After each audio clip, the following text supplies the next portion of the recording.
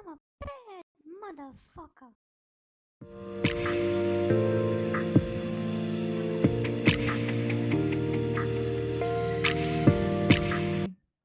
So get this. New bombshell allegations from Boeing whistleblowers about what happens to faulty plane parts are pretty horrifying. I'm going to tell you what happens to faulty plane parts. They get put on the plane. Huh. This is my guess. Okay, let's see. The Senate subcommittee investigating Boeing safety and quality practices on Monday released a new report, and it contains new allegations from company whistleblowers about what happens to faulty plane parts. The sprawling 204-page report contains several new allegations from whistleblowers familiar with the company's practices at its Washington facilities. The allegations paint a troubling picture of a company that prioritizes speed of manufacturing and cutting costs over ensuring the quality and safety of aircraft. A new slate of accusations came from Sam Mohawk, a Boeing quality assurance investigator in Renton, Washington, who, by the way, is not suicidal. Just keep that in mind, and because he might be committing suicide. Okay. Mohawk, per the committee's report, wrote a June 11th complaint to the OSHA, alleging that the 737 program was losing hundreds of non-conforming parts. Mohawk further alleged that at the Renton factory, the company ordered staff to move improperly stored aircraft parts to intentionally hide them from the FAA inspectors. Where'd they put them? There were approximately 60 parts being stored outdoors, including 42 rudders, plus flaps, winglets, ailerons, stabilizers, and vertical fins. Hey, what's wrong with leaving aircraft parts outside for years? I mean, who cares if a nest of squirrels are living in the engine and weeds growing out of the landing gear? It's good enough for the family across the street in their 83 Buick. It's good enough for you. Can you believe that? They're just leaving airplane parts outside. What could possibly be the harm of leaving aircraft parts out in the air? It's not like they slowly corrode or anything. I'm sure they're fine. Since then, those parts that were hidden from the FAA inspection have been moved back to the outside area or lost completely. When they say lost completely, my guess is they didn't get lost. They got put into a plane. They got used in the construction of that's what lost means. Where'd they go? I don't know. The Senate subcommittee also highlighted allegations from former Boeing quality manager Merle Myers. Myers, a former Boeing quality manager, said staff at Boeing's manufacturing team regularly tried to retrieve bad parts from a reclamation area even after they were sent there for disposal. Myers further alleged that Boeing's manufacturing staff had forms that helped them justify moving parts from reclamation back into the production line. The example forms reviewed by the subcommittee, some dating back as far as 2002, appeared to relate to a variety of small and large aircraft parts, including 787 leading edge slats, landing gear fittings, 787 nacelle forgings, and wire bundles, the subcommittee wrote. Wow, that doesn't seem serious. The fresh slate of accusations from Boeing whistleblowers adds to the existing allegations against the company from other Boeing whistleblowers. Notably, 2 Boeing whistleblowers died before the Senate subcommittee's report came out on Monday. Really? Former Spirit Aerosystems employee Joshua Dean, 45, he died in May after contracting a sudden illness. Dean had testified against Spirit in a shareholder lawsuit and accused it of poor quality control when producing the Boeing 737 MAX. Another Boeing whistleblower, John Barnett, 62, died in March in the middle of his deposition against Boeing. Right in the middle. How'd he die? They said he died from what appears to be a self-inflicted gunshot wound. Who does that? Who is in the middle of blowing the whistle on their employer, and then they decide to kill themselves? Can you at least be more creative about how you're all going to kill your whistleblowers and not use the same method every time? I mean, if this was a 1-hour crime drama on TV, we would have it all figured out by the first commercial break. Boeing. The Senate's new documents did drop before Boeing CEO Dave Calhoun faced a Senate panel on Tuesday. Lawmakers grilled Calhoun on the series of high-profile I'm going to show you that in a second. During his testimony, he said he was proud of the company's safety record. He said that. That's like some guy with 7 teeth saying, I'm proud of the middle one that's got a gold plate on it. Huh. I'm proud of every action we've taken. I'm going to show you him saying this in a second. For its part, Boeing told BI that it's reviewing the whistleblower's claims. Oh, I bet they are. We continuously encourage employees to report all concerns to our prior. Oh, my God. So there you go. I seriously don't want to fly a Boeing. Right. You know what? People have said, they've been polled, and people have said they'd be willing to pay up to $500 more to fly on a plane that wasn't a Boeing.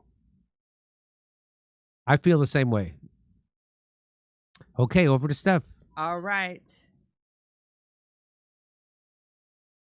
Okay, let's see here.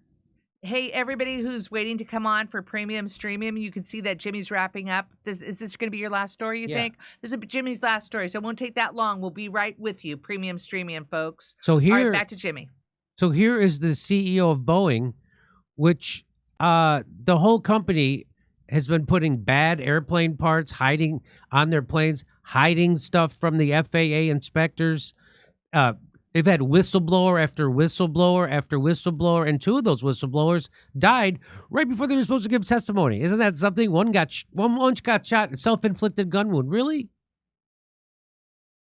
So it seems like someone's killing their whistleblowers, but some of the whistleblowers aren't dead. And we found out they're doing horrible stuff over at Boeing, putting bad parts on airplanes, leaving airplane parts outside to corrode, and then hiding them and putting them back from the FAA inspectors, and then putting them back on planes. And then suppressing whistleblowers, and looks like someone's killing them. So this is the CEO, and Josh Hawley took him to task at a Senate hearing. And I'm not a big fan of Hawley in general, but he did a good job here. Let's watch this. Thank you, Mr. Chairman. Mr. Calhoun, what is it that you get paid currently? Senator, that's well disclosed in our proxy documents in each of the years Let that us I've know. been employed. Yeah, but what is it? It's a big number, sir. Well, let me help you out. It's $32.8 million this year. Does that sound right? Yeah. Like that's how bad of a criminal he is. That guy gets to just say that? You know that the senator knows how much you've been paid. You know he's going to say it. Why wouldn't you just say it? Because I want to look extra much like a weasel. It's a big number. I want to look even more like a criminal. I want to look more like Al Capone trying to dodge my taxes. You know the guy's got the number. You know he's going to say it. Oh, anyway. It does. That's a 45% increase over last year. Does that sound right? Yes, it does. What is it you get paid to do exactly? I get paid to run the Boeing company. Yeah. So just help me understand that. I mean, do you get paid for transparency? Is that one of the metrics for your income? I think the board counts on me for transparency. Really? Because you're under investigation for falsifying 787 inspection records. The Boeing's under criminal investigation for the Alaska Airlines flight. You were investigated by DOJ for criminal conspiracy to defraud the FAA. This is all in your tenure. This doesn't sound like a lot of transparency to me. What about safety? Is that a component of your salary? It sure is, Senator. Sure is. You know, have you seen the reports that the subcontractor that you used to make that door piece that fell out of the sky, that when the FAA went and toured the facility, they found one door seal being lubricated with Dawn liquid dish soap and cleaned with a wet cheesecloth, and another was being checked with a hotel room key card. Does that sound like safety to you? Senator, I think our... First of all, never trust anyone who opens every response at a hearing with Senator, Senator. Relationship with that particular supplier has been well documented, reviewed by the FAA and most certainly us. And I'm very intent on acquiring that company so that none of that ever happens. You know, the FAA also says that Boeing still has not implemented the recommended steps back from 2019 and 2020 after the MAX crashes. You still have not taken the appropriate safety procedures or implemented what they recommended. I mean, how, if safety is a component of your $33 million compensation package, I mean, how can you possibly qualify for any of this? What about quality? Is quality part of your compensation package? Senator, I meet with the FAA pretty regularly. They don't hold anything back, and I'm not aware of anything that has been cited with respect to those accidents that we haven't taken action on. Really? Because we've had whistleblowers. You said you'd listen to whistleblower testimony. We've had multiple whistleblowers come before this committee and allege that Boeing is cutting every possible corner on quality and safety, not just in the past, but now. They've alleged that you've eliminated safety inspections, that there are fewer in quality and there are fewer inspectors doing quality inspections out there. They've alleged that when they raised quality issues and concerns, they were reassigned, they were retaliated against, they were physically threatened. That doesn't sound like attention to quality to me. And yet you're getting paid $33 million a year. It's extraordinary. Senator, we have increased our quality inspectors significantly. How much has your stock price increased while you've been at Boeing? It hasn't. It hasn't. And I don't watch it much. Have you done any stock buybacks while you've been at Boeing? Not in my job, no. How about your profits? Have your profits increased at all? I haven't had any profits, sir. I'm sorry? I have not had any profits. Yeah. You know, I think the truth is, Mr. Calhoun, you're not focused on safety. You're not focused on quality. You're not focused on transparency. All of this is in the record, but I think actually you're focused on exactly what you were hired to do, which is that you're cutting corners. You are eliminating safety procedures. You are sticking it to your employees. You are cutting back jobs because you're trying to squeeze every piece of profit you can out of this country. This company. You're strip mining it. You're strip mining Boeing. It was one of the greatest American companies ever. It has employed thousands of people in my state, and you are strip mining it for profit, shareholder value, and you're being rewarded for it. You got a huge raise, a huge increase. So it's working out great for you. For the American people, they're in danger.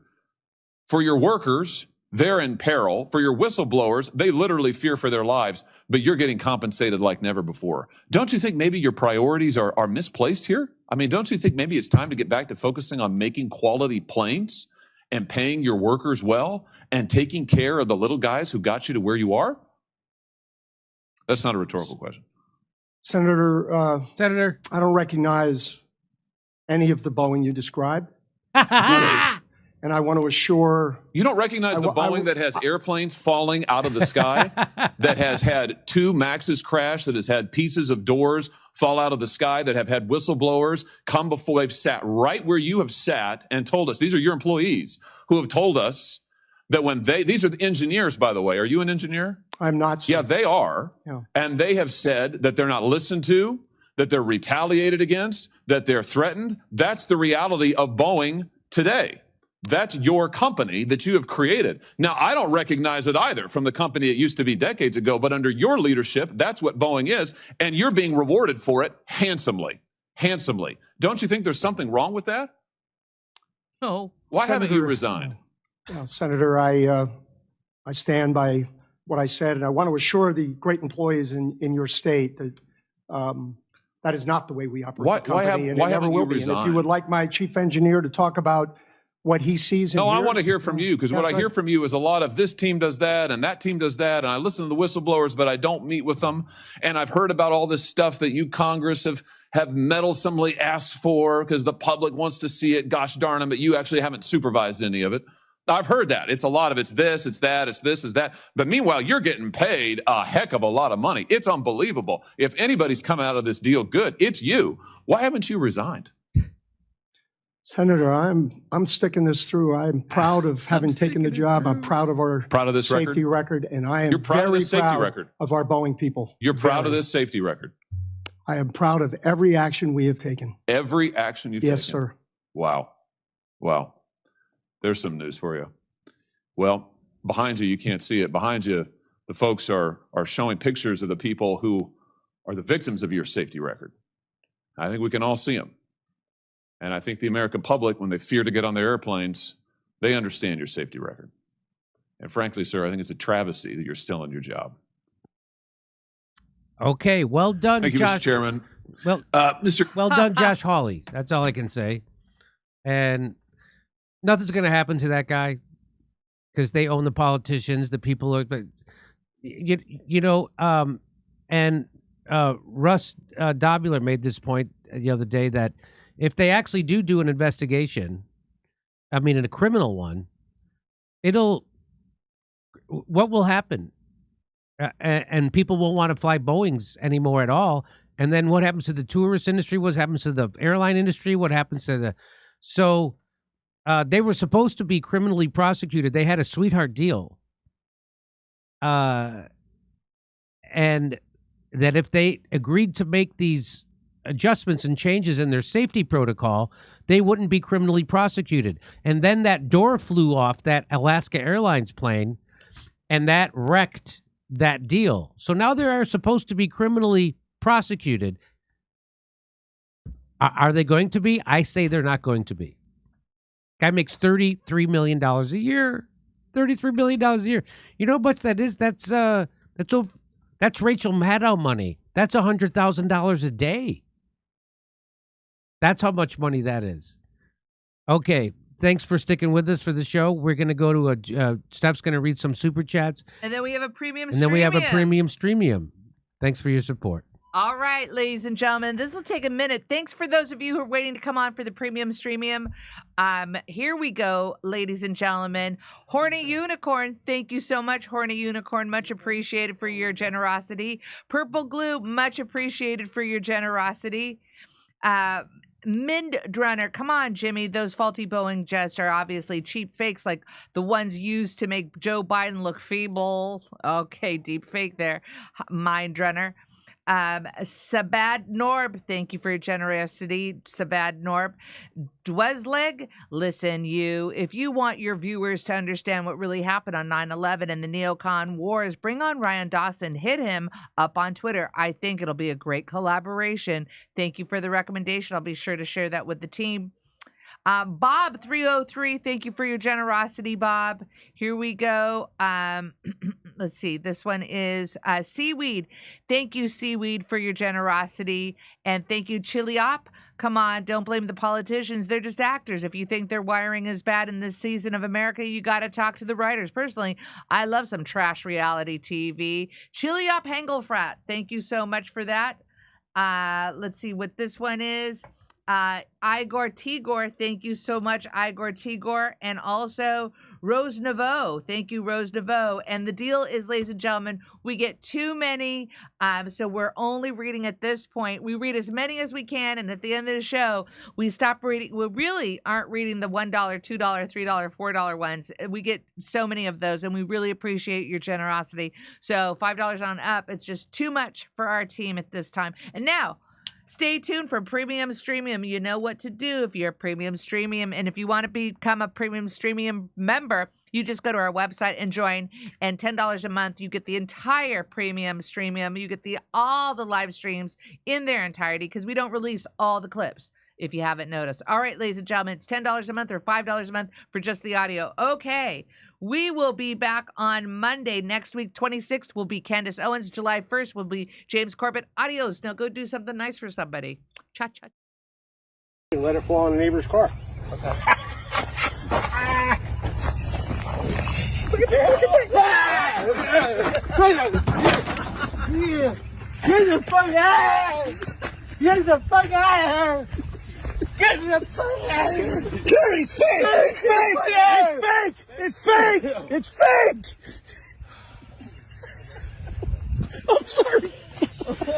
I don't like snakes. Tree and let it fall.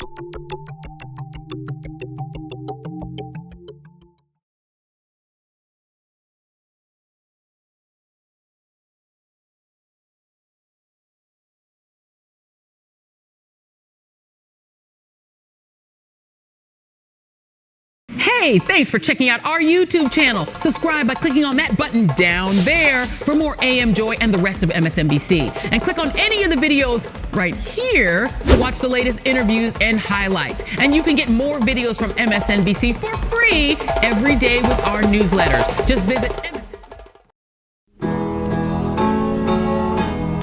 Isn't it swell? The memes make themselves. They found a rabbi hole, tunnels and all. There's Jews in the walls. Isn't it bliss? The rabbinical grace soiling the mattresses. Well, let me tell you.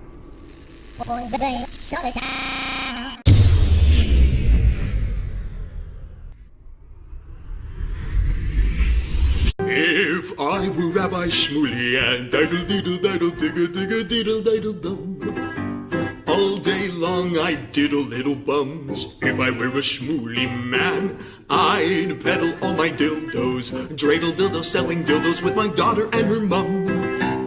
If I were a Jewish Shmuley man, I'd be digging with a dildo in my bum. I'd wear a grotesque nose and go grab some goyim right on the nipple with a pinch. A Shabbos lap dance brace for the youngest mensch.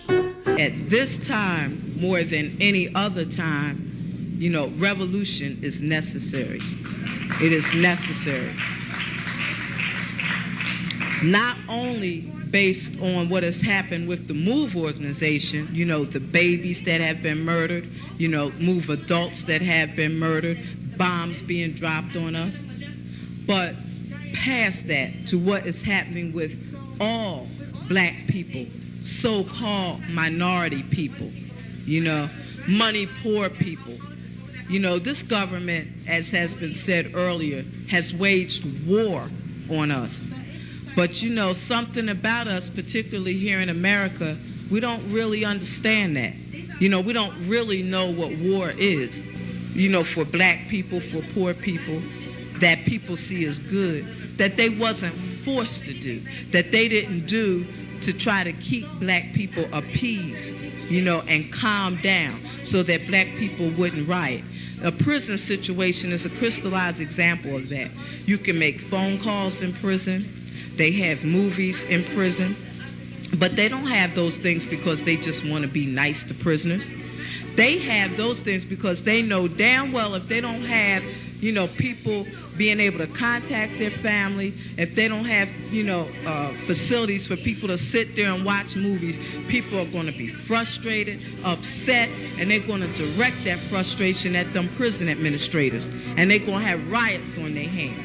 You know, they're going to have people in them prisons turning them prisons out.